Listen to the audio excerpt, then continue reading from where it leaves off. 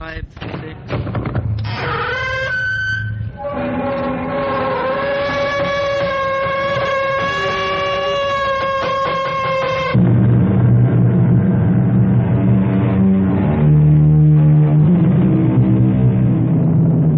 Come in.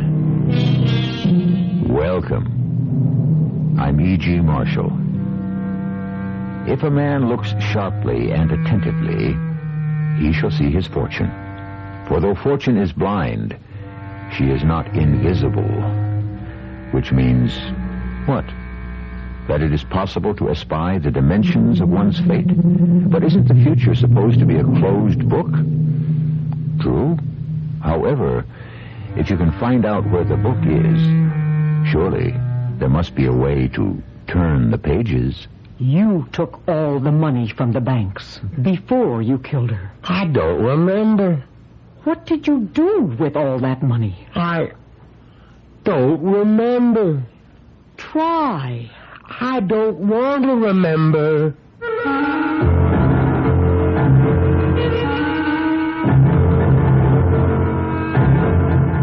Our mystery drama, To Be a Rose, was written especially for the Mystery Theater by Sam Dan and stars Leon Janney. Yes, sir.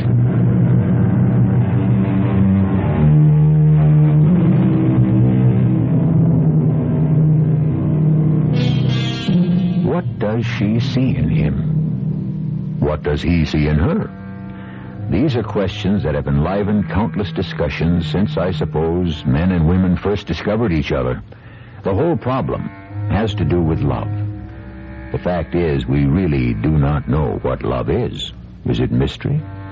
Is the whole business an illusion? There are those who have given their very lives for it. Would you like to meet Curly Quinton?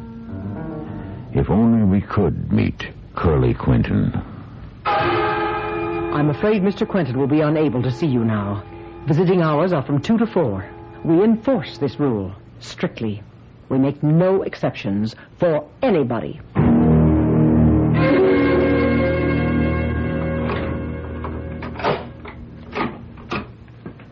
Good morning, Curly. I don't know if it's a good morning, nurse. Well, you can look out your window and see the sun. That don't mean nothing, ma'am. It doesn't. No. Seeing the sun's one thing. I don't tell you the truth. It's being outside and feeling it. Well, you'll be able to go outside soon. How soon? Well, that depends on you. What you got there? You know, your medicine. I'm not going to take it anymore. Now, Curly. I don't aim to swallow any more of them pills. Now, Curly. I don't care what you say, nurse. You know what's going to happen. You do, Curly. I'll have to call Robert and Jerry Lee. Now, you know they're very strong. They'll strap you down and you'll have to take a needle.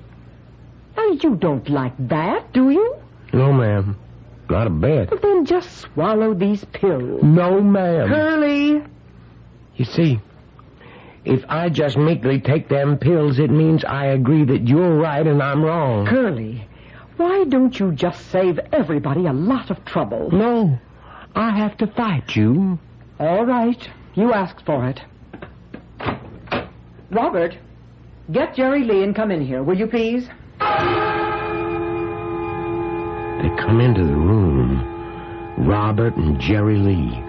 They are big and strong. Now, Curly, one more chance to see reason. But the minute they walk inside, I just sock Jerry Lee in the jaw. It means nothing to him. You might just as well hit an elephant with a fly swatter.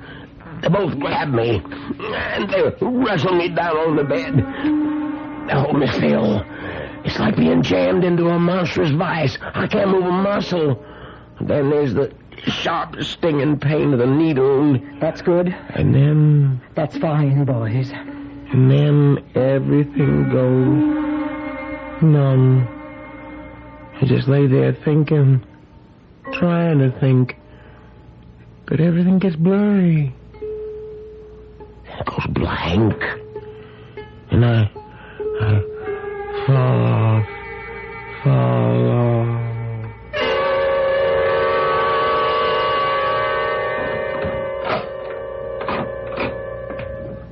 Curly, are you awake? Yes, nurse. You've got a visitor. A visitor? It has to be Pammy Sue. Pammy Sue. No, Curly, you know it can't possibly be Pammy Sue. She found out. She found out where I am. And now that she knows nothing in this world or the next could keep her away. Curly, it isn't Pammy Sue. Well, then it's Jackie Thorpe. You see, Pammy's still on the road, and Jackie... It's your mother. My mother? Mama? Do you want to see your mother? Mama, oh, Lord. It's Mama. Everything's going to be all right now. Mama's going to make everything all right. Oh, how I prayed for Mama to come.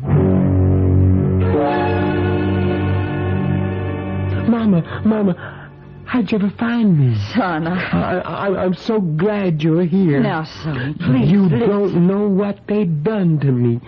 They shut me up in this place. Look, they got bars on the windows. I know, son, I know. And you know what they're saying? What terrible lies they're saying?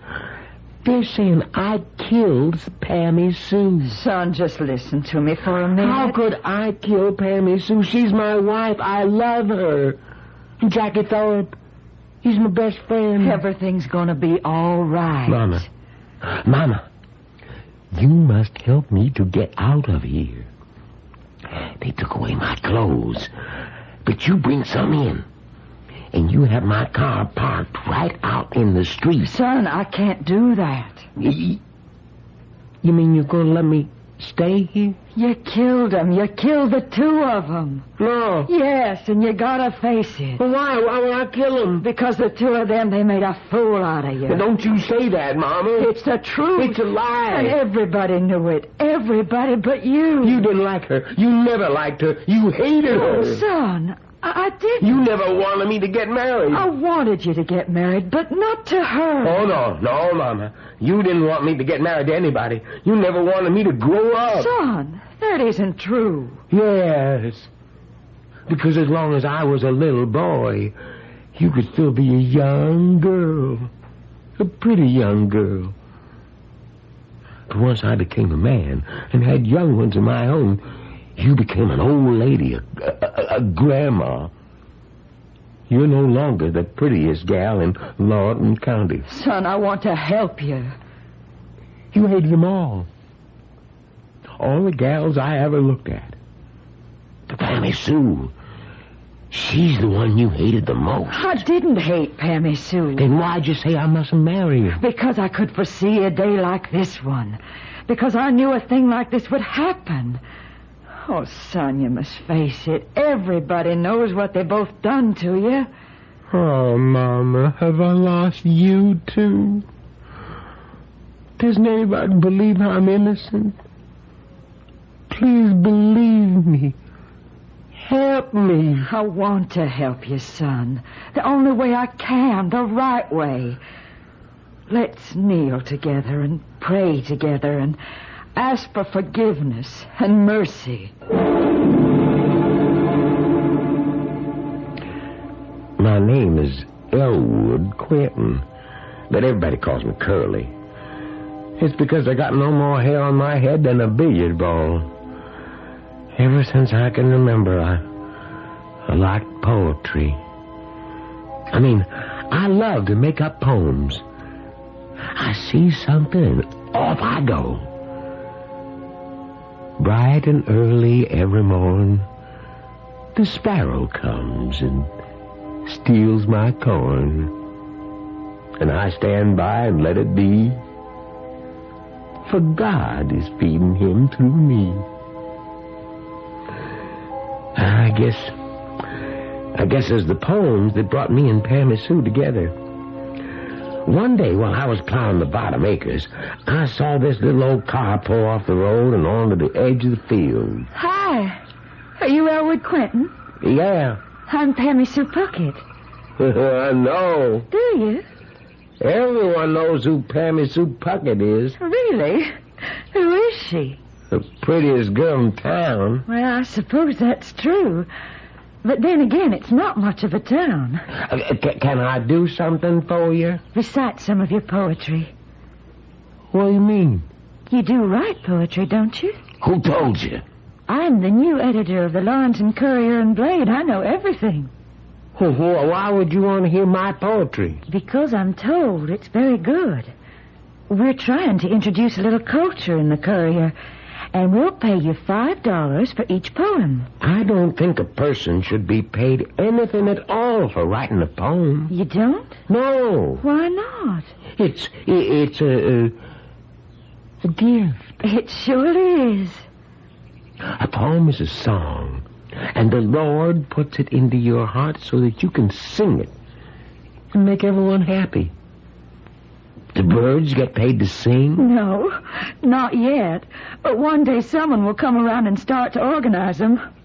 You want to put my poems in the paper? If they're as good as people tell me.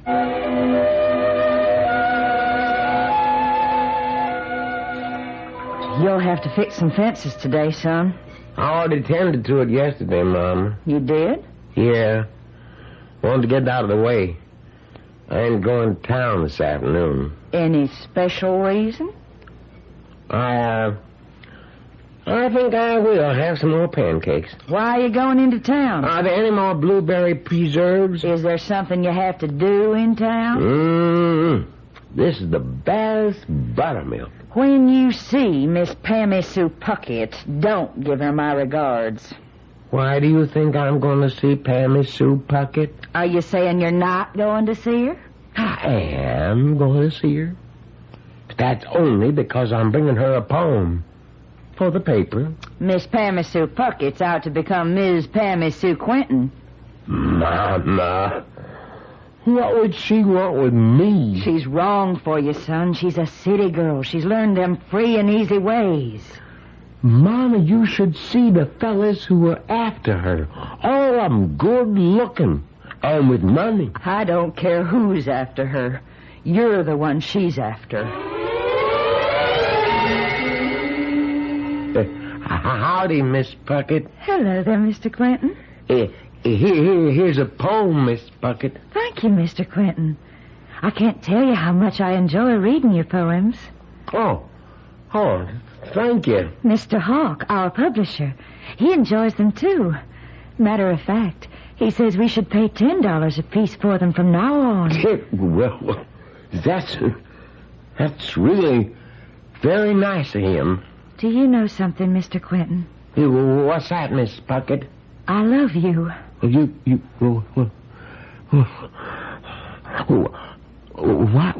Why should you love me? Why?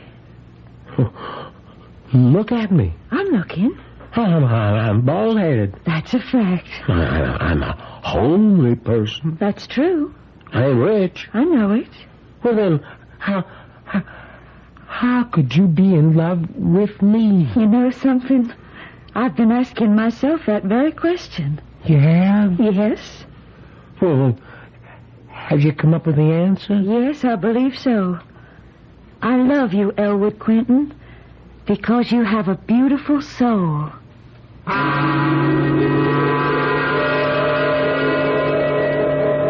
love you because you have a beautiful soul. Is that bad? Is it better to love someone because he or she has a beautiful body? I know that the cynical among you will surely suspect any high-minded motives. Well, drama requires suspension of belief, for a little while anyhow. Maybe for the short space of time that must elapse between now and Act 2.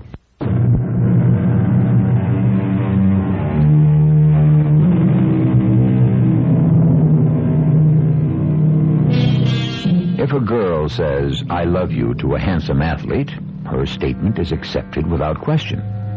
However, eyebrows do get raised when she says, "I love you" to a homely poet.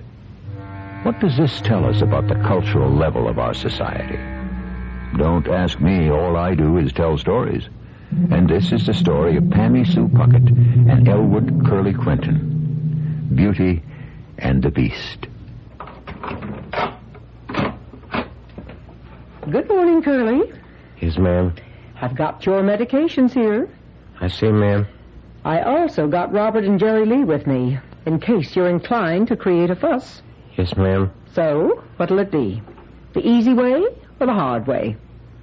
I refuse to take my medicine, ma'am. All right, boys. You heard him. And this is the way it goes every morning. The way it has to go. I have to fight them. I can't give an inch.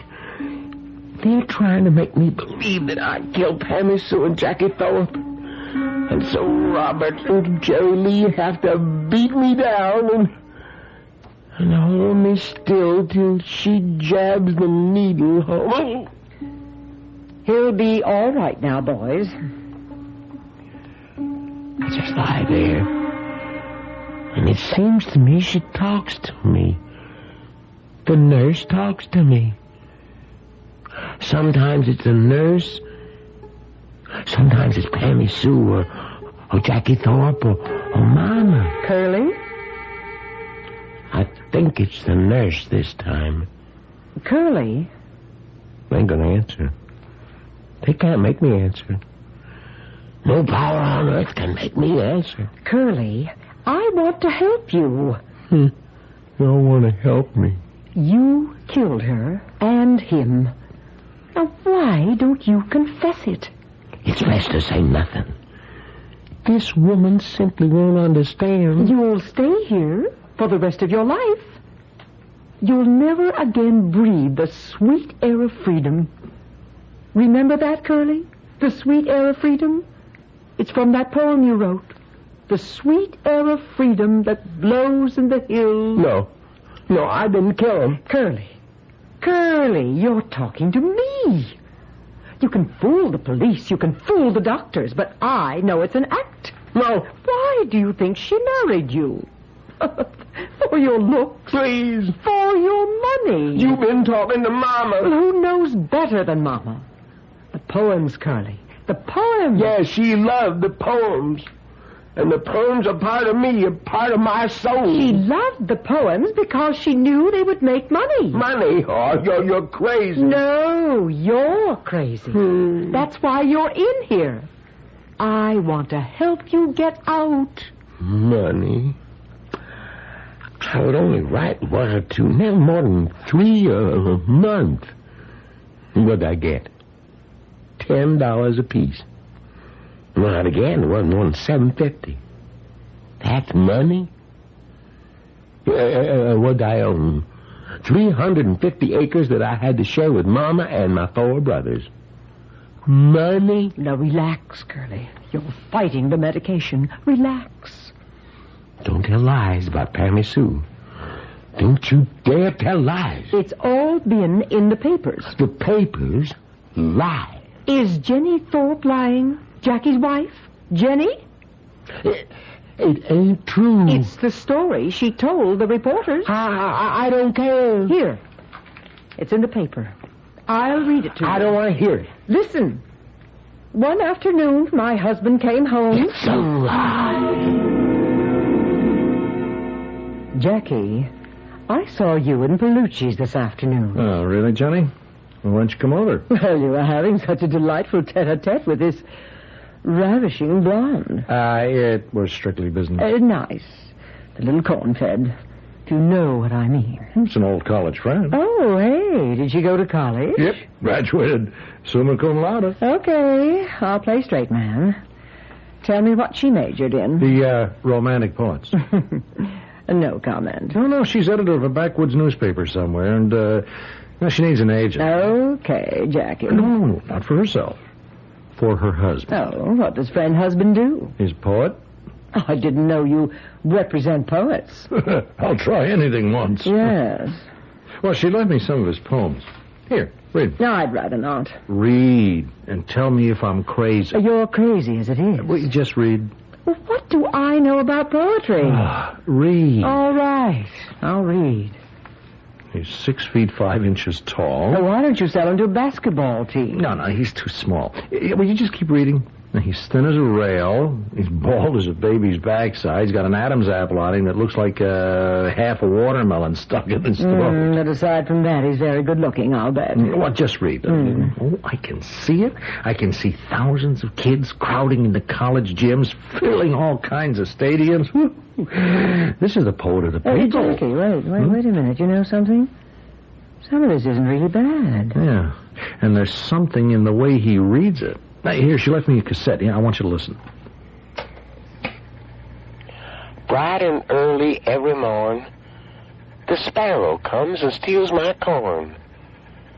And I stand by and let it be, for God is feeding him through me. Well? You know, I think you've got something, Jackie. Properly packaged, properly promoted. This is $1 million property. I don't believe it. I don't believe it. Look, the date of the newspaper. When did it happen? In March. A month before you married Pammy Sue. Pammy Sue was making sure Pammy Sue wasn't going to trust her own judgment. I wish they'd let me alone. I wish they'd all let me alone. The police, the doctors, the nurse, Mama, Jenny Thorpe. Pammy Sue and Jackie, I didn't kill them. They ain't dead. They just ran off together.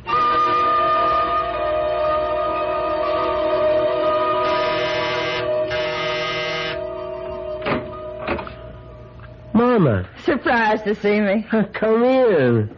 You're too busy to visit your mama, so I figured I'd better come up to New York myself. Fella downstairs dressed like a general wasn't going to let me come in. He's a doorman. Where's Pammy Sue? Oh, she's on the road. Meaning what? Well, I give these readings, you know. Yeah? Well, somebody's got to go out ahead. You know, make the arrangements for the hall and the tickets and the publicity and so forth. Why ain't this Jackie Thorpe taking care of that? Oh, he needs all the help he can get. I see. So, instead of staying home and having a baby and keeping house and cooking meals for her husband like a decent, God-fearing wife, she's flitting all around the countryside with Mr. Jackie Thorpe. Mama, that's a kind of extreme attitude. It's all we got in this world, son. Good on the one extreme and evil on the other. And there really ain't nothing worth talking about in between. How does Mrs. Jackie Thorpe take to all this? Oh, she's one of them liberated women. And how do you look upon it? Pammy Sue's my wife and Jackie Thorpe's my friend. Been writing any poems lately? Lately? Well, no. Ain't you feeling good? Back home, the only time you wouldn't be writing is if you were sick. Well, Mama, Pammy Sue and Jackie, they say that the objective is to maximize the existing product. I don't know what that means, but I sure don't agree with it. Oh, excuse me, Mama. Hello? Hello, Curly. Oh, yeah. Hello, Jenny. Remember you have this date at 4. Oh, I clean forgot. Yes, I figured you would. I'll be by to pick you up. Yeah, but I don't know what all to say on the TV. I'll tell you what to say. But listen. Now, wear a checkered shirt and denim pants. Why? Because it looks, well, you know, the farmery. But I'm not going out on a tractor. You should always look as if you just got off a tractor. And have that big red bandana kerchief. Now, I'll be by in 15 minutes. I see. What do you see? Pammy Sue goes on the road to take care of Jackie Thorpe, and Jenny Thorpe stays home to take care of you. It isn't that way at all. Why don't you come home? Oh, now, Mama, you got to excuse me. I have got to get ready for this TV show. You don't know what this appearance is going to do for my career. Why don't you come home? I can. Why not, Elwood? Why not? I wouldn't care if you was happy, but you're not. Admit it. You're not. All right, I'm not. Then come home. Come home. I ain't written a new poem in a year. Then come home. I can't. I've been corrupted, Mama. My heart used to beat faster after I'd write a poem. But now I'll be on that TV program and the host will say, our special guest is the poet of the people. He has come down from the mountains to give us a breath of the sweet air of freedom. Rejoice with Curly Quentin and feel at one with nature and the harmony of the universe. And just what does all that mean? It don't matter. But I can feel the people reaching out to me. And a chill goes down my spine. And the applause... Oh, Mama, there can't be sweeter music even in heaven. Come home, son, before it's too late. I can't, Mama. I can't.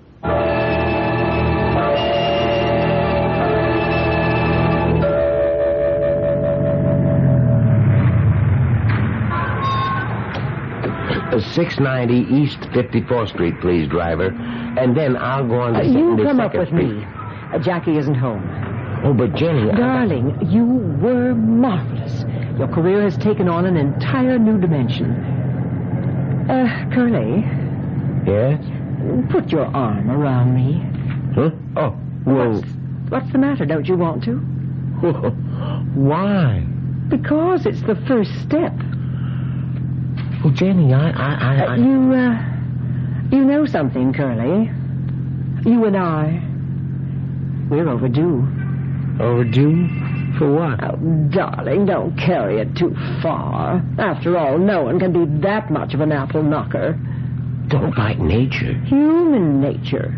I'm a married man. Well, I'm a married woman. Your husband, Jackie Thorpe, is my friend. Pammy Sue Quentin is my friend. So what? So what? Well, so what do you think Pammy Sue and Jackie are doing right now? It's, 5:30. Well, they're having cocktails. And they'll go out to dinner. They'll take in a show, and then... Pammy Sue? Jackie? Why? They wouldn't... They wouldn't? Why wouldn't they? Why? I don't believe it. And do you know what else? Pammy Sue and Jackie are totally convinced that we are spending the evening the same way. It's a lie. It's a lie. Oh, well, I'll tell you what. Have the driver take us to LaGuardia Airport, and we'll get on the next plane to Chicago. We'll go to the hotel, and we'll see for ourselves at first hand what the arrangements are. Well, I can't believe that. Obviously, you have to learn things the hard way. Tap on the glass and tell the driver to take us to the airport. Well, I'm waiting.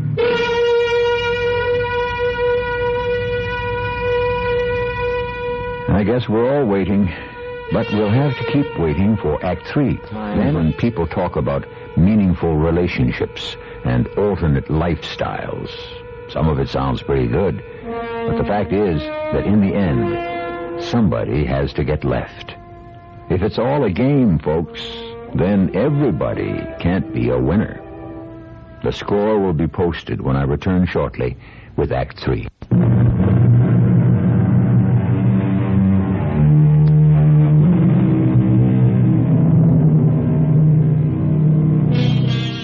There are many writers and artists and composers who are born and bred in the big cities, but a great number are country boys. Had they stayed at home, they would have remained field hands, store clerks.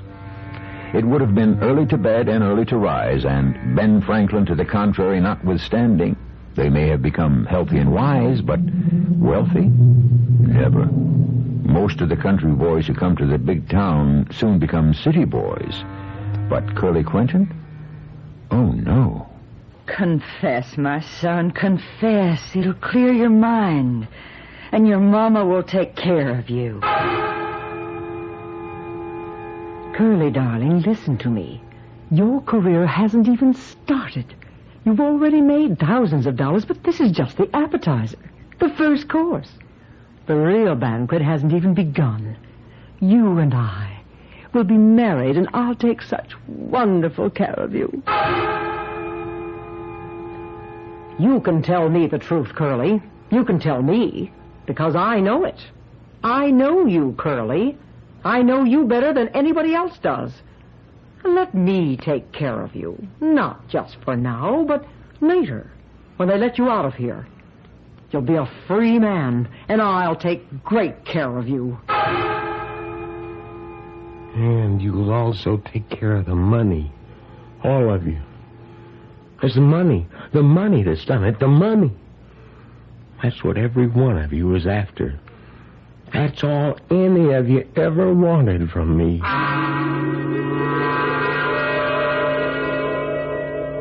What did you do with all the money, Curly? The money? Now, Curly, the day before you did it, you went to all the banks and withdrew all the money. What did you do with it? I don't remember. Well, try to remember. I don't want to remember. I don't want to. Now, relax, Curly. You're fighting it. You're fighting the medication. Now, just breathe deeply.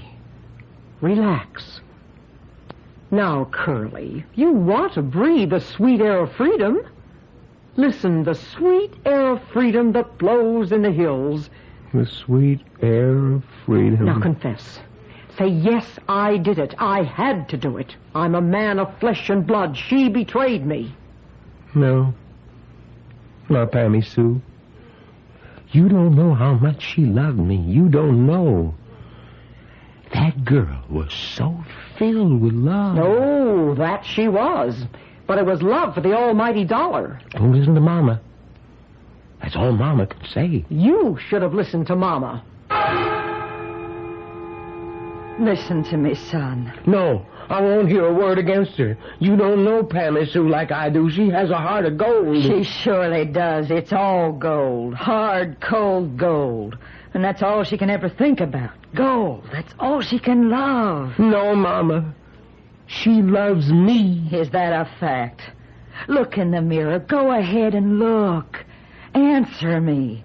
How could she love you? Your mama's right, Curly. That's why Pammy Sue married you. For fame and fortune. You don't know. How can you know, any of you? How could you know what it was like when Pammy Sue and me were alone? Only I know. Only I know.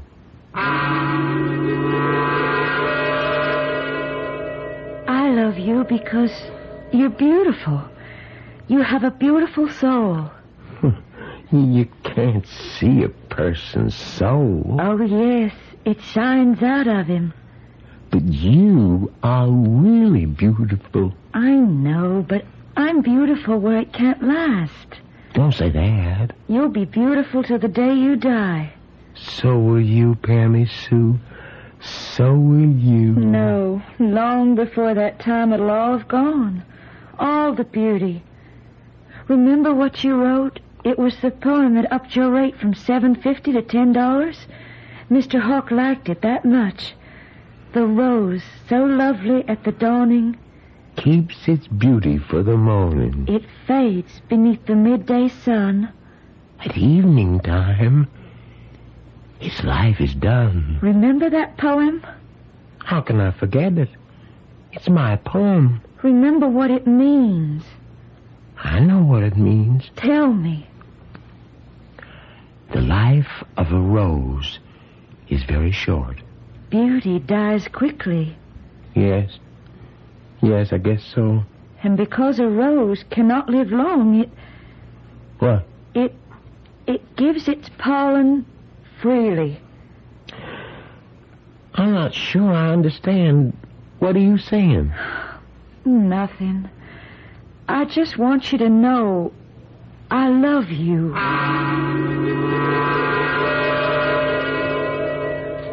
Curly, accept it. You killed him. And nothing's going to happen to you, nothing. That you don't have to believe me. I brought in this TV set. There's the big meeting being held in Madison Square Garden in New York City. Now, everybody is behind you, Curly. Everybody. I'll turn it on. Now look. and listen. Okay, I know how you feel. Let's all quiet down. You see, that's Barney Bonder, one of the biggest stars in TV. He's chairman of the meeting. The We're 100% Behind Curly Quinton rally. We are here to show that the world is 100% behind Curly Quinton, a man who was most shamefully betrayed by the two people he loved and trusted most, his wife and his friend. Is it any wonder his mind has broken under the terrible weight of it all? Curly, get well. The world will understand and forgive. No jury in America would ever condemn you. Oh, get well, Curly, and come back to us. You heard the man? That's what they're saying. All over the country they're saying it and writing it. Curly, come back to the world. You're not fooling me, Curly. I've been in this business too long now. I know you killed him. It's a lie. I didn't. They're still alive. Why do you want to pretend? Do you want to stay here for the rest of your life? Oh, come back into the real world. I'll help you. And you can tell me where the money is hidden. No.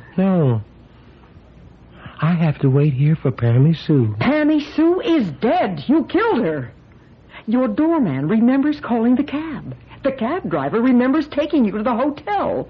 The elevator man remembers taking you to the floor. And the man in the store remembers selling you the gun. Curly? Yes, Curly. Pammy and me, we couldn't help ourselves. What are you going to do with that gun? Please, Curly? You first, Jackie. No, Curly. My name is Elwood. Oh! You killed him. Yes. Are you going to kill me, too? Yes. Why? Because you broke my heart. No, Curly, don't. Let me live. I can't. You lied to me. You said you loved me. I do. Why couldn't you have left me alone? You were so beautiful. I was happy just to look at you, just to dream of you. I could have stayed where I was. Why did you take me away from the sweet air of freedom that blows in the hills? Don't kill me, please. I want to live. You kill me, Pammy Sue. I'll never breathe that air again. No, don't. Pammy Sue. Why did you shoot me? Well, I had to. Why? I'd have died soon enough. Anyhow. I'm sorry. I'd have died soon enough. You wrote that poem. It was about me. The poem? The rose, so lovely at the dawning, keeps its beauty for the morning. It fades beneath the midday sun. At evening time, its life is done. You wrote that for me. I asked you if you knew what it meant, and you said you did. But you didn't. I did. I do. No. You can write about a rose, but you don't know what it is to be a rose. Only I know. You be all right. I'll get a doctor. No. I want you to listen, please. While I still have the strength to say it. Listen to me, please. This is room 1602. Now you gotta hurry. You get a doctor, an ambulance, the police. I know, because I'm a rose. Now don't you try to talk. Did you ever notice how so many bees buzz around the prettiest rose? Don't talk, no. She refuses none of them because she knows she must live for the moment. The moment is all she has. Now, Pammy Sue, I won't hear another word. I want you to hear my last word, Elwood. Thanks to you, I never lived to see my beauty fade away. I was beautiful till the day I died. Pammy? Pammy Sue? Open up in there. Pammy Sue. Hey, come on, open up in there. Let's go on there. Open the door. Pammy Sue. You're not dead.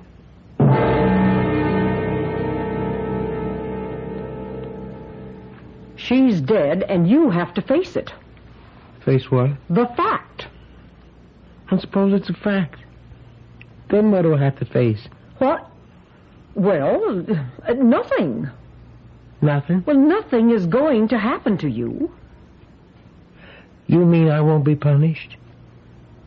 You say I committed murder. Well, it was because your heart broke. Your mind snapped. You didn't know what you were doing. But if I did it, I must have known what I was doing. Here, you tell it. I knew enough to buy a gun, to get a cab, to go to the right hotel, to take the elevator to the right floor, to go to the right room. But you don't remember all that. That's right. I don't. Because it never happened. Oh. I didn't kill Pammy Sue or Jackie Thorpe. And they're alive still. You keep talking that way, Curly, and you'll be kept here forever. Do you want me to say I killed them? Yes. Killing is a crime. Against the laws of God and man, isn't it? Yes. Then I should be punished. For a long time. I should not be allowed to breathe the air of freedom. Well... But you say I will not be punished. I will even be a kind of hero. On my hand will be the double bloody mark of Cain, but no one will want to punish me. Curly, you do want to get out of here. No. No? Well, you'll rot in this place. If there is no one out there who has the wisdom or the courage to punish me for my crime, then I must punish myself. Oh, you are crazy. Of course. That's why I must stay here. And I will stay here until Pammy Sue comes to set me free.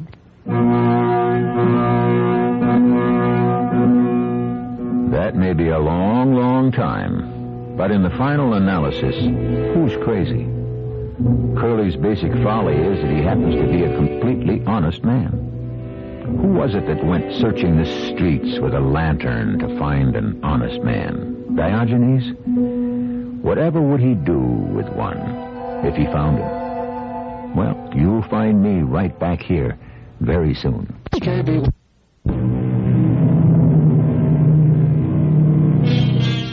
Thou shalt not kill, the commandment says, and it's clear and concise. It's absolutely to the point. Thou shalt not kill. It stands alone, unadorned. No ifs, buts, or maybes. No qualifying phrases, no escape clauses. This being so, why do so many spend so much time trying to figure ways around it? They don't exist. Our cast included Leon Janney, Catherine Byers, Joan Shea, and Earl Hammond. The entire production was under the direction of Hyman Brown. This is E.G. Marshall inviting you to return to our Mystery Theater for another adventure in the macabre. Until next time, pleasant dreams.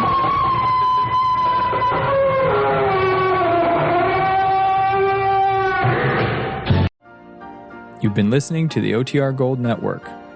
Find more classic radio at otrgold.com.